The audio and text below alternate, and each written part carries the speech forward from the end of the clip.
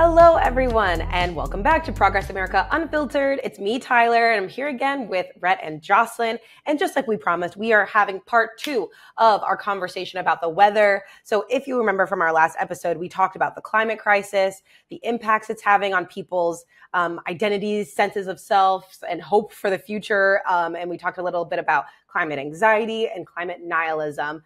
But now we want to get to the good stuff. Yes, it's true. The climate is changing. It's super, super scary.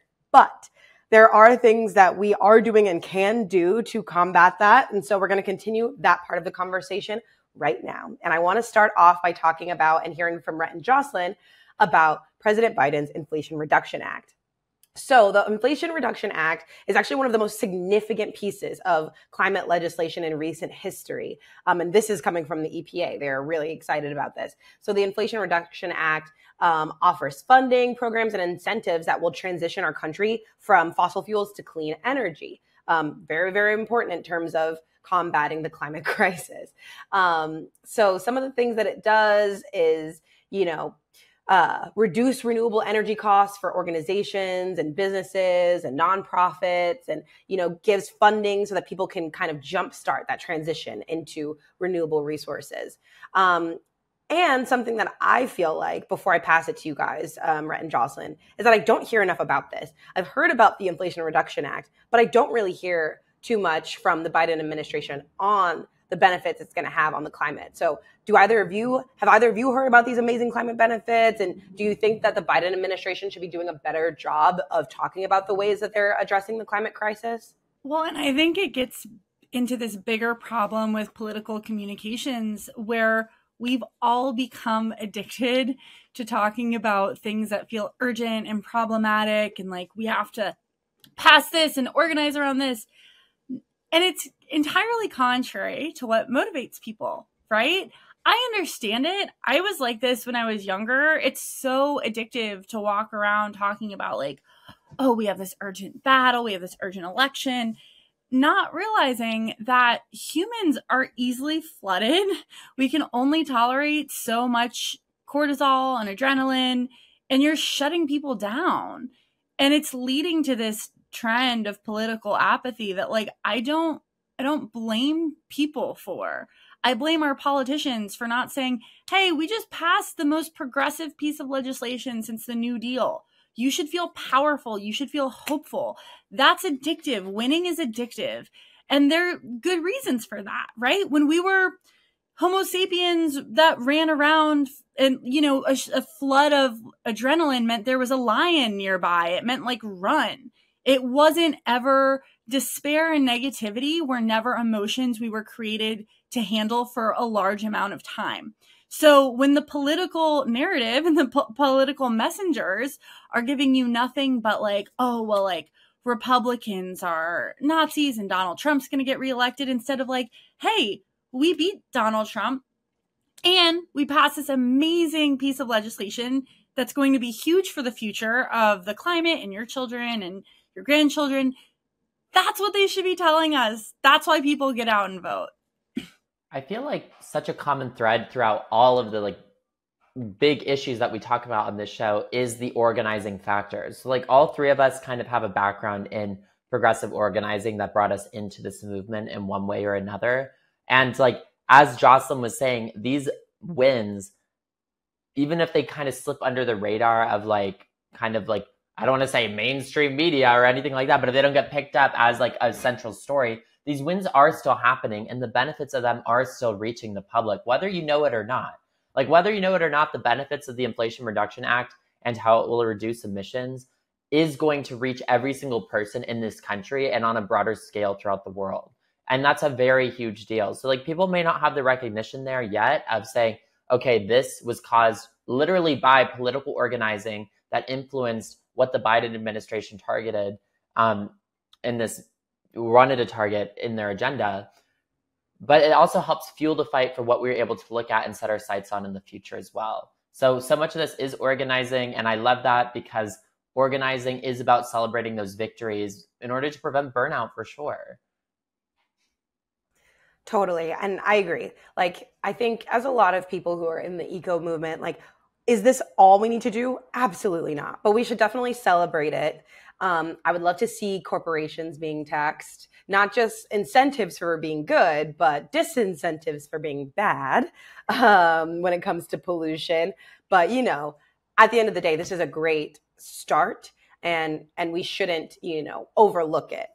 But that said, I also think that people, including myself, are looking for more immediate and like tactile ways to also address climate in their everyday lives. So as we always do, we bring things back to community building on this show in pretty much every episode. And like one thing that I found that was really cool is here in DC, you can like request a tree be planted in your neighborhood. It's like you call 311 and you can request a tree be put in a certain place. And, you know, things like that. You can start a garden. If you own your own home, you can, you know, plant pollinators or plant trees and things like that that will like help your local ecosystems thrive, learning about the plants that are local to your area and indigenous to like where you live and helping them, you know, thrive and keep invasive species out. Those are a few ways that I've been thinking about in terms of settling my own climate anxiety. No, me planting one tree will not save the climate crisis, but it might make me feel a little bit better about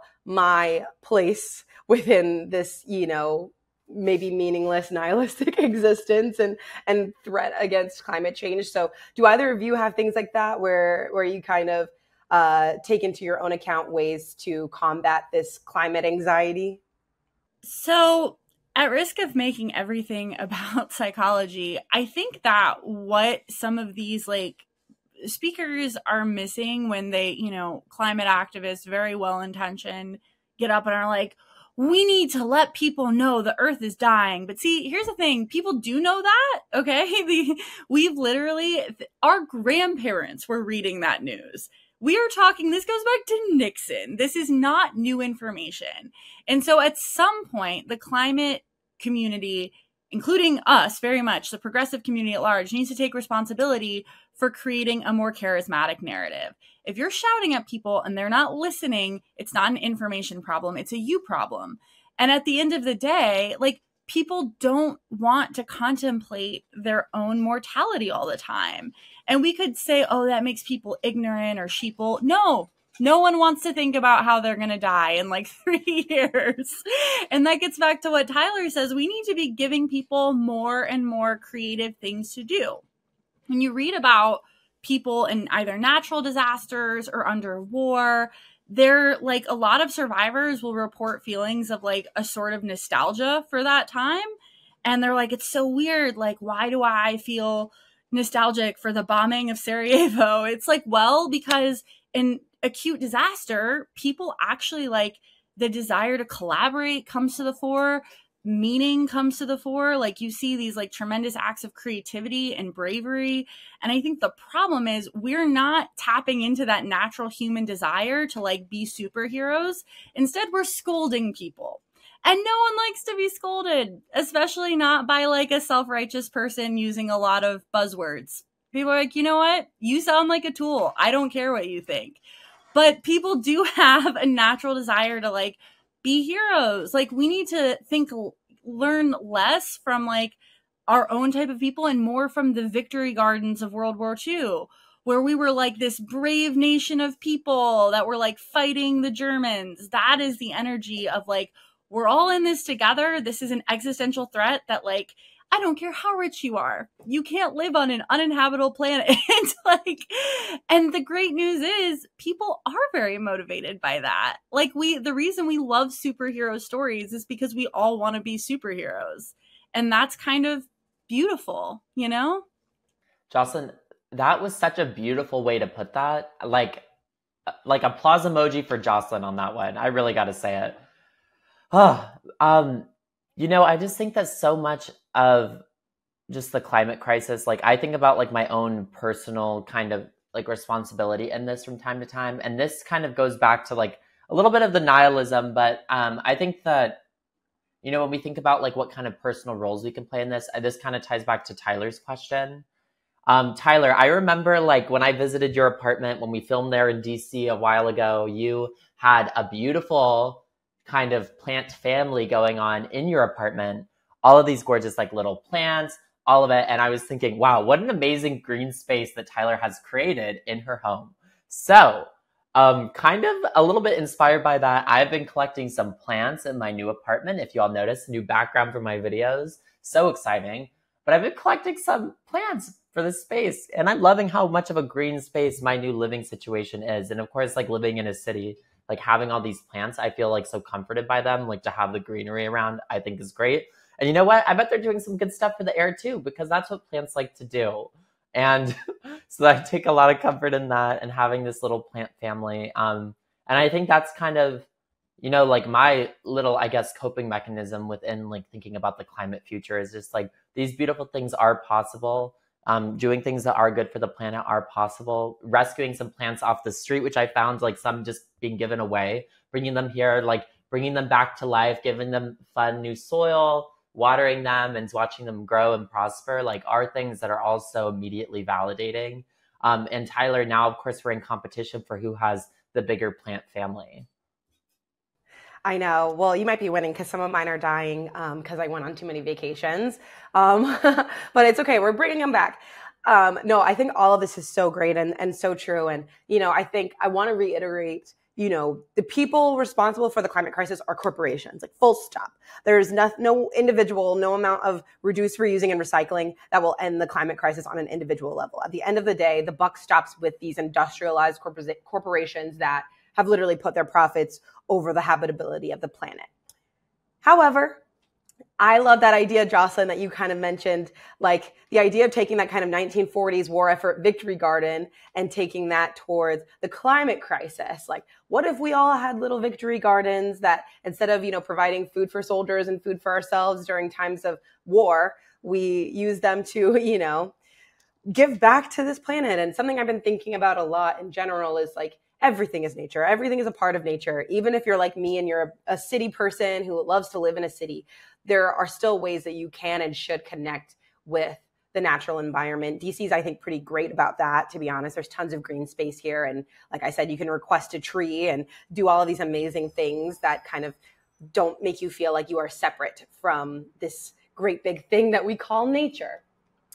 Anyway, that being said, I think we've done a lot of discussing on the climate crisis. We basically solved the climate crisis ourselves in this very, very short episode. So, you know, pat on the back, everyone. President Biden, you can literally, you know where to find us at this point for your policy team. But does anybody have any last notes before we end this episode? All right. Well, think green, everyone. Plant a tree, hug a bee, and we will see you next time here at Progress America Unfiltered. Bye.